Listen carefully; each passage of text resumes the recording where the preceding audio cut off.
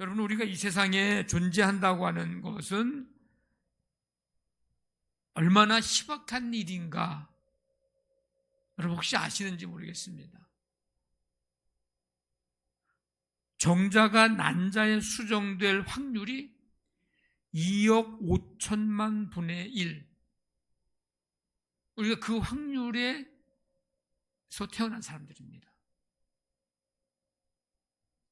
하버드 대학교 알리 비나지르 박사라고 하는 사람이 이제 모든 요소, 이 확률뿐만 아니라 모든 환경적인 요소서부터 해서 뭐 여러 가지 다 그 종합해가지고 그 조상들 관계까지 그 시대의 그 여러 가지 그 재앙들, 전쟁들 이런 거 하여튼 모든 거 다 종합해서 한 개인이 태어날 확률을 잘 들으세요. 10에 268만 5천 승분의 1. 네, 이게 숫자로 감이 안 올 겁니다. 그렇게 계산이 나왔다는 거예요.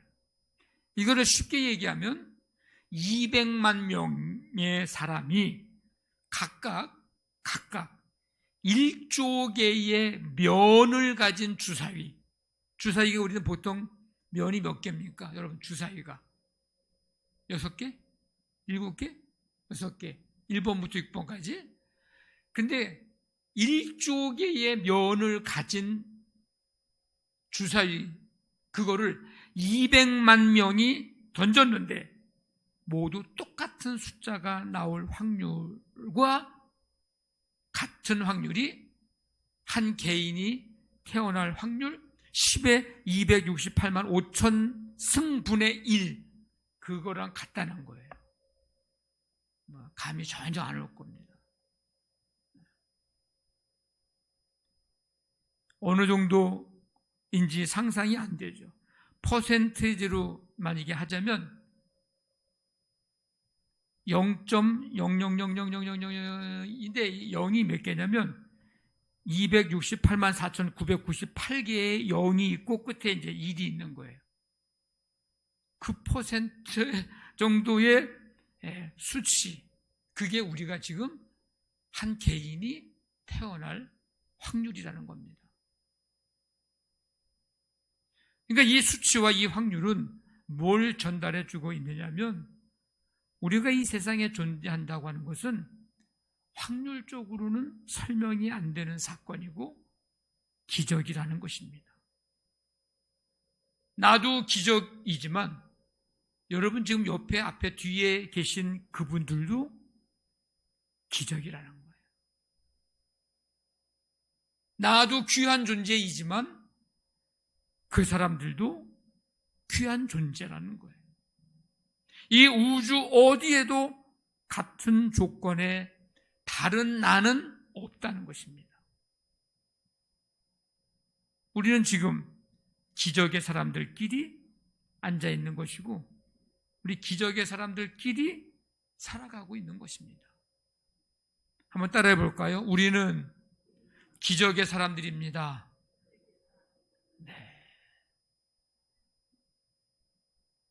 하나님은 그런 우리를 2026년 한 해를 살아갈 수 있도록 허락해 주셨고 12개월 중에서 한 달에 지금 이 마지막 주간을 우리가 맞이했습니다. 올해 시작하면서 세운 신앙적인 목표들이 무엇이었는지 다시 한번 점검해 보면서 2월에도 계속적인 신앙의 성장과 성숙을 이루어 가기를 원합니다. 한 달 동안 다른 건 몰라도 어떻게 감사 제목 잘 쓰셨습니까? 네. 저는 그거를 노트에도 쓰지만 컴퓨터에다가 주일부터, 우리 노트에는 주일은 없지만 주일부터 토요일까지 A4 용지 한 장면에다가 그 칸을 다 만들어서 매일 타이핑을 하고 그거를 노트에 옮겨 적고 그게 52줄 거 아니에요, 우리? 52장이 이제 연말에 가면 될 텐데 그럼 52장을 프린트해서 내년 초에는 52장을 곧 표지 만들어서 제본을 하려고 컴퓨터에다가 그 양식을 만들어 놓고 지금 동시에 타이핑을 하고 있습니다.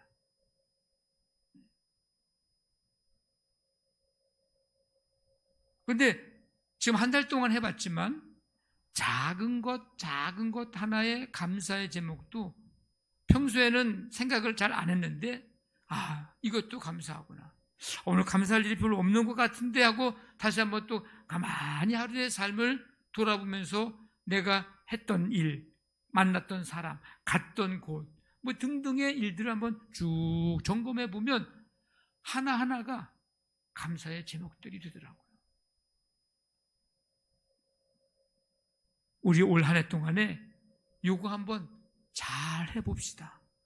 그러면 올해 마지막에는 또 우리가 생각하지 못했던 그냥 하라고 해서 했지만 하나님의 또 다른 은혜가 분명히 있을 줄로 믿습니다.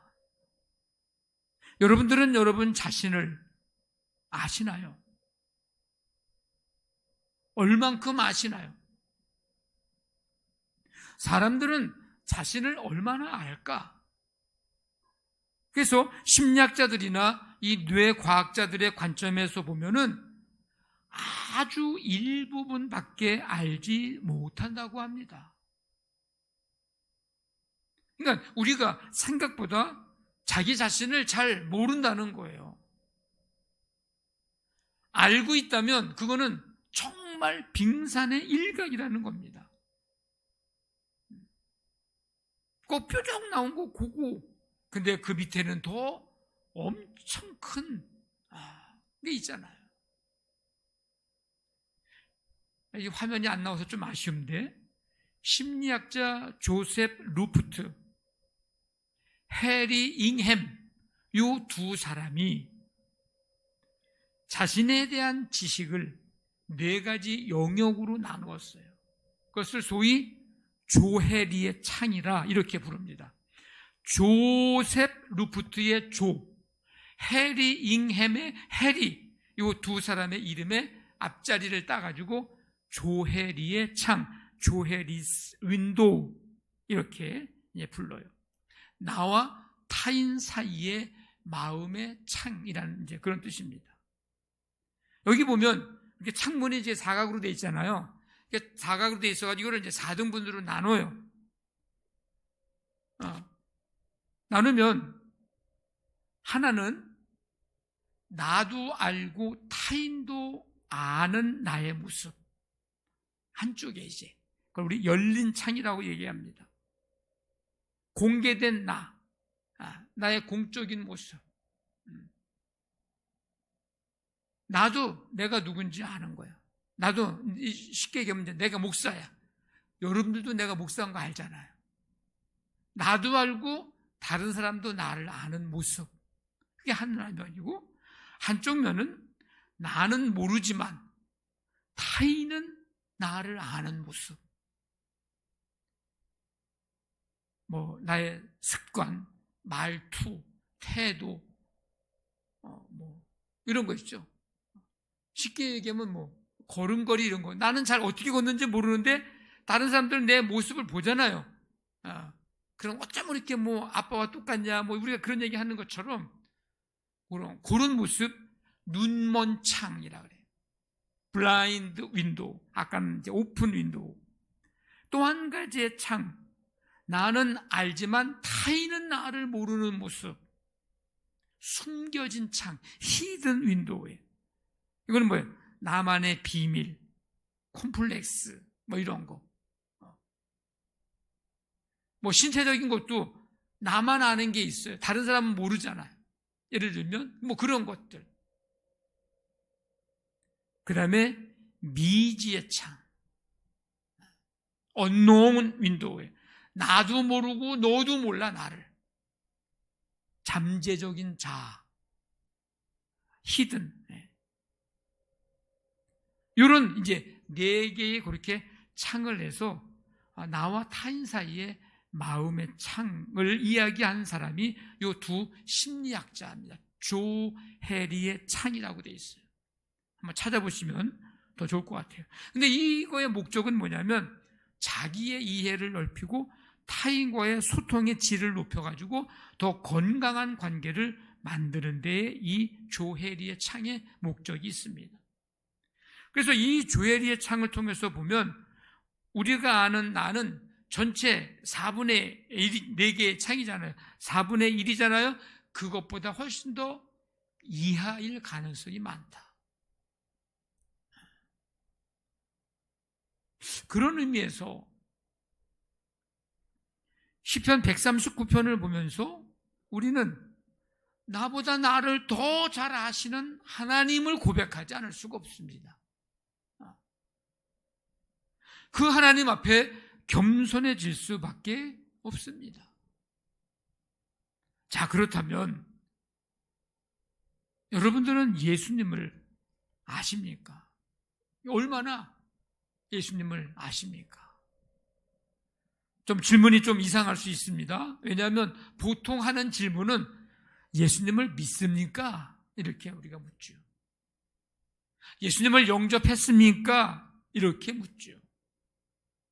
왜냐하면 아는 것보다 믿는 게 더 중요하기 때문입니다. 우리가 예수님을 다 완벽하게 알 수는 없지만 우리의 이 지식으로 그래도 좀 알아야 할 것은 알아야 합니다. 그래야 바른 믿음을 가질 수 있기 때문입니다. 자, 히브리서 성경은 누구에게 쓴 성경일까? 그 수신자, 이 성경을 받아들고 읽는 사람들 누구냐? 기독교로 개종한 로마에 있는 히브리인들, 유대인들. 지금 이스라엘 땅에 사는 게 아니고 로마에 사는 거예요.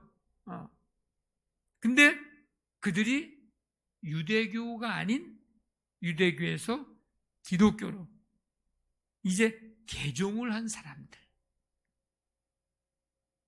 그럼 그들에게 왜 썼는가, 이 성경을? 세 가지 목적이 있습니다. 하나는 유대교로 돌아가려는 그들에게 기독교가 뭔지, 예수 그리스도가 누군지 바르게 가르쳐 주려고. 그래서 너희들의 믿음을 다시금 유대교로 돌아가지 말고 바르게 믿어야 된다. 또 하나는 기독교로 개종한 후에 종교적, 정치적 박해를 이제 받게 되는데 그럴 때 그걸 잘 이겨내서 성숙한 신앙을 가져야 된다. 그렇게 하기 위해서 히브리서를 쓴 거예요. 그리고 기독교가 진리의 종교임을 깨닫게 해주기 위해서 이 히브리서를 썼습니다. 히브리인들은 이 유대교인들 모세의 율법, 구약의 제사 이런 것에 대해서 익숙한 사람들입니다.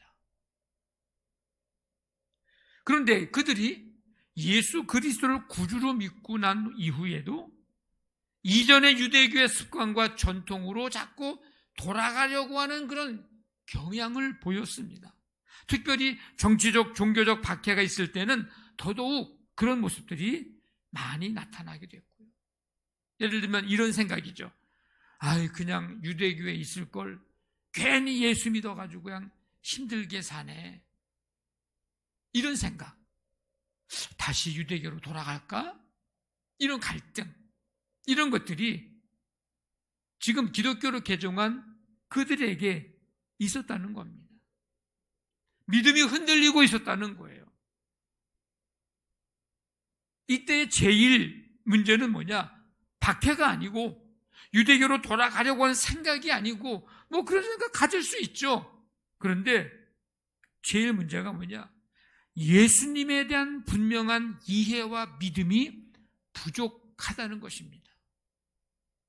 그래서 히브리서는 예수 그리스도가 누구인지를 분명하게 잘 이해하고 알 수 있도록, 그래서 결코 어떤 상황, 어떤 박해가 있다 할지라도 믿음이 흔들리지 않도록 가르쳐 주고 있습니다. 그게 히브리서 성경을 쓴 목적입니다. 오늘 우리는 이 본문 말씀을 통해서 예수님이 어떤 분이신가를 찾아보면서 우리도 다시 한번 예수님에 대해서 분명하게 확인하면서 어떤 상황, 어떤 문제 속에서도 흔들림 없는 그런 믿음으로 살아가기를 간절히 원합니다. 아시나요? 예수님이 어떤 분이신지. 예수님은 늘 우리 곁에 함께 계시는 분이십니다. 아멘. 아멘. 늘 우리 곁에 함께 계시는 분이에요. 하나님은 창조 때부터 당신을 계시하셨어요. 이 계시하다는 말은 드러내셨다는 거예요. 나타내셨다는 겁니다. 창조를 통한 계시, 이거를 우리는 자연 계시, 일반 계시 이렇게 얘기합니다. 그러나 인간은 그런 걸 보면서 하나님의 뜻을 알지 못하고 하나님께 영광 돌리지도 않고 감사하지도 않고, 그래서 사사와 선지자 등을 통해서 인간의 언어로 교훈하고 책망하고 바르게 가르쳐주고 그렇게 말씀을 주셨습니다. 그게 1절 말씀이 그 내용이에요. 뭐라고 그래요? 옛적의 선지자들을 통하여 여러 부분과 여러 모양으로 우리 조상들에게 말씀하신 하나님의 창조를 다 했어요. 온 세상 우주 만물을. 그럼 사람들이 하나님께 영광 돌려드리고 감사하고 이래야 되는데 몰라. 그래서 사사 선지자들을 통해서 보내서 인간의 언어로 여러 부분 여러 모양으로 하나님이 말씀해 주셨다는 거예요. 그 수많은 선지자를 통해서 다양한 내용으로 말했지만 마지막 때에 최고의 하이라이트, 클라이막스, 그 뭐예요? 유일한 아들 독생자 예수 그리스도를 통해서 말씀하셨습니다. 말씀 자체이신 예수님이 어떻게 해요? 이 땅에 오신 것입니다. 2절 말씀이 그 내용이에요. 이걸 우리는 특별 계시라 이렇게 얘기합니다. 특별 계시. 요한복음에 있는 표현으로 말하면 말씀이 육신이 되어 오신 거예요.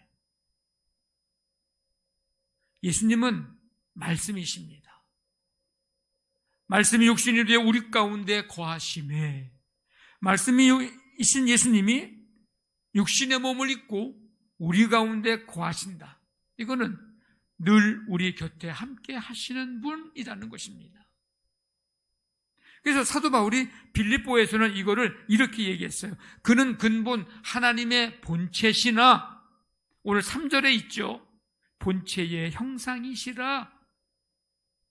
하나님과 동등됨을 취할 것으로 여기지 아니하시고 오히려 자기를 비워 종의 형체를 가지사 사람들과 같이 되셨고 사람의 모양으로 나타나사 말씀이 육신이 되어 이 땅에 오셨다는 거예요. 그래서 기독교 신앙에서 가장 신비로우면서 큰 위로를 주는 사건이 말씀이 육신이 되신 사건, 바로 성육신 사건입니다. 말씀이신 예수님은 지금 말씀으로 우리 곁에 계십니다.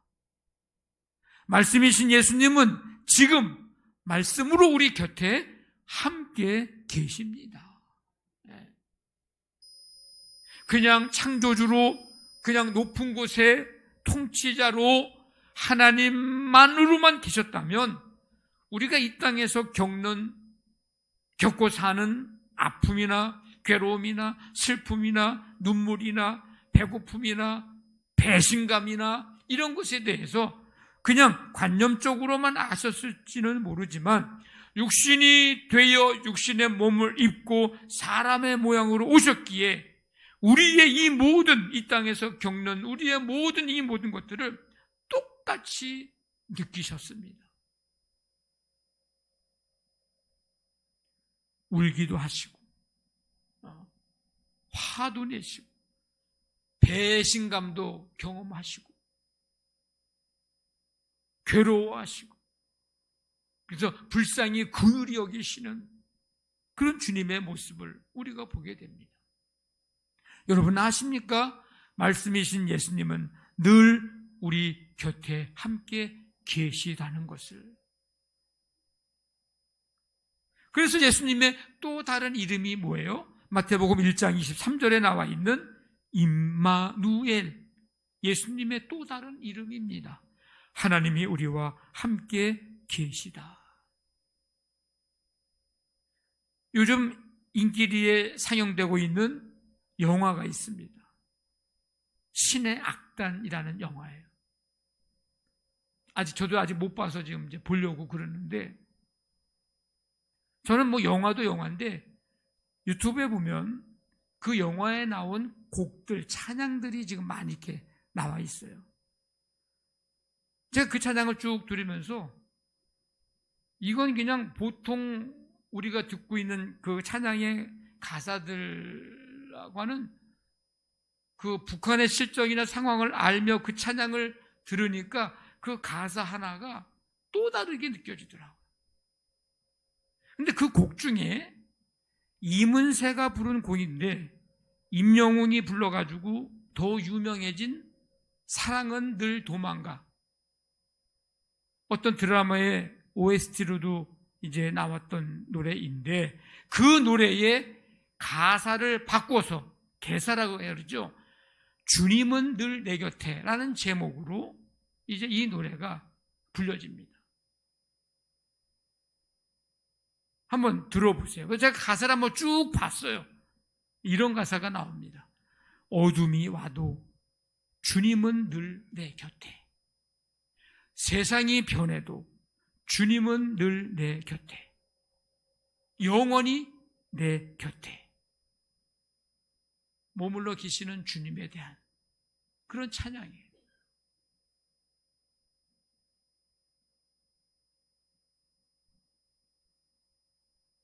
말씀이신 예수님은 늘 내 곁에 함께 계십니다.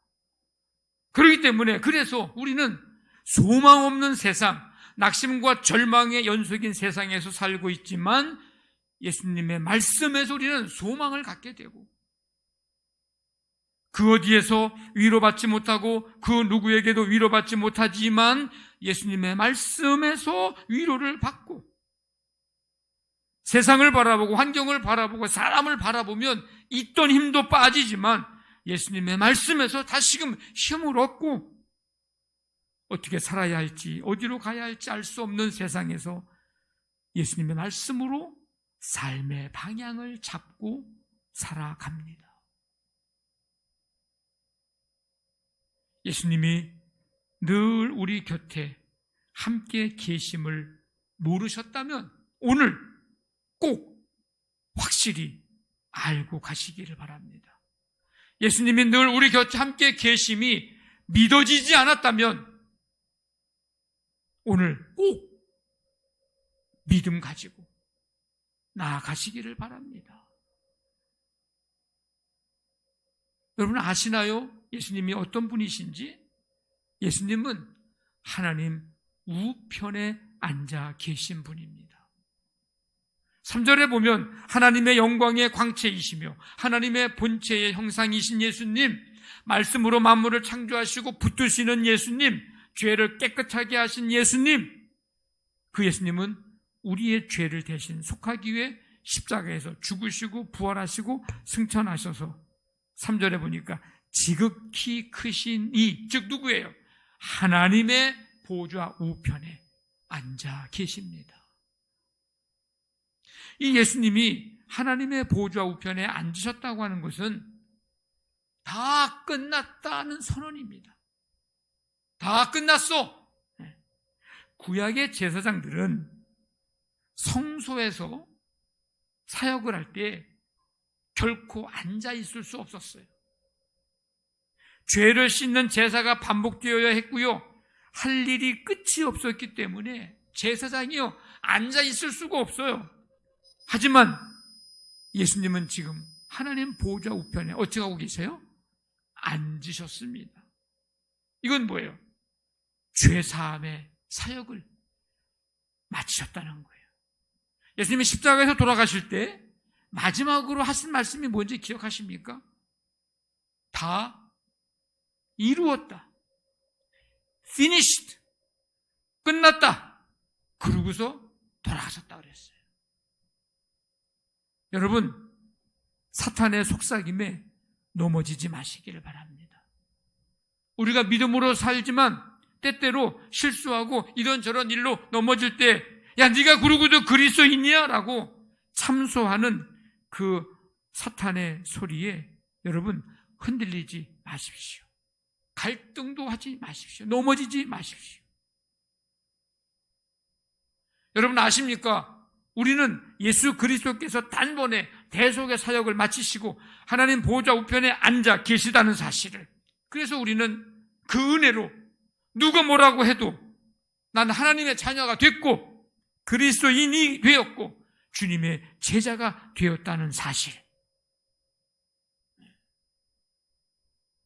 모르셨다면 오늘 확신을 가지고 나아가기를 바라고, 그게 믿어지지 않았다면 오늘 이 시간에 꼭 믿음을 갖게 되기를 간절히 바랍니다. 예수님이 하나님의 보좌 우편에 앉으셨다고 하는 것은 우리를 그냥 내버려 두시는 것이 아니라 지금 이 순간도 우리의 삶을 주관하고 다스리고 계시다고 하는 선언입니다. 주님의 다스리심, 통치하심. 듣기만 해도 얼마나 힘이 되고 얼마나 위로가 되고 얼마나 격려가 되고 얼마나 기쁨이 되는지 모릅니다. 주님의 다스리심, 주님의 통치하심. 여러분 아십니까? 때때로 괴롭당할 때에도, 인생의 풍파 중에서도, 천국에 가는 길에도 주님께서 항상 우리의 삶을 다스리시고 통치하신다는 사실을 모르셨다면 오늘 꼭 확실히 알고 가시기를 바라고, 이게 믿어지지 않았다면 오늘 확실한 믿음 가지고 나아가기를 바랍니다. 예수님이 하나님의 보좌 우편에 앉으셨다고 하는 것은 우리를 위해 언제나 중보하신다는 것입니다. 중보자 예수님은 하나님과 우리 사이에 다리를 놓으신 분이에요. 십자가로. 중보자 예수님은 구원의 확실한 담보, 보증인이 되어주신 분입니다.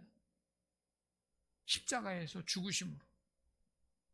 중보자 예수님은 우리의 대언자, 변호사가 되어주시는 분입니다. 지금도 하나님 보좌 우편에 앉으셔서 우리의 대언자가 되어주시는 분이에요. 중보자 예수님, 우리를 위해 지금도 간구하시는 분입니다. 누가 정죄하리요? 죽으실 뿐 아니라 다시 살아나신 이는 예수 그리스도시니 그는 하나님 우편에 계신 자요 우리를 위하여 간구하시는 자시니라. 아멘. 로마서 8장 34절에 아무도 정죄할 수 없어요. 지금도 우리를 위해서 하나님 보좌 우편에 앉으셔서 간구하시는 분. 여러분 아십니까? 예수님이 우리의 중보자이심을. 우리가 믿음으로 살 때, 끊임없는 믿음의 선한 싸움을 싸워갈 때 나 혼자만의 싸움이라고 생각을 하십니까? 세상 누구도 내 마음 몰라주는 것 같고 나 혼자 고군분투하는 기분이 드십니까? 내가 지쳐 기도할 힘조차 없을 때 하나님 보좌 우편에서 나보다 더 나를 위해 간절히 간구하시는 중보자 예수님이 계시다는 사실을 결코 여러분 잊지 마시기를 바랍니다. 우리를 위해서 우리 편에 서서 나를 변호하시고 응원하시고 중보하시고 계시는 중보자 예수님이 계시다는 사실을 여러분 결코 잊지 마시기를 바랍니다. 모르셨다면 오늘 확실히 알고 가시고, 믿어지지 않았다면 오늘 분명한 믿음 갖고 나아가시기를 바랍니다. 성도 여러분 아십니까? 말씀이신 예수님이 늘 말씀으로 우리 곁에 항상 함께 계시다는 것을 아십니까?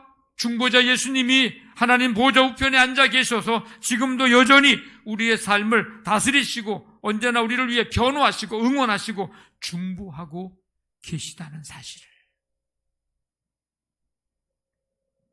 우리 모두 이 믿음, 이 확신 가지고 이 세상 살아가는 동안에 어떤 상황과 환경 가운데서도 흔들림 없이 굳건하고 견고한 가운데 우리의 가야 할 믿음의 길을 계속해서 걸어가는 복된 삶이 되시기를 주님의 이름으로 간절히 축원합니다.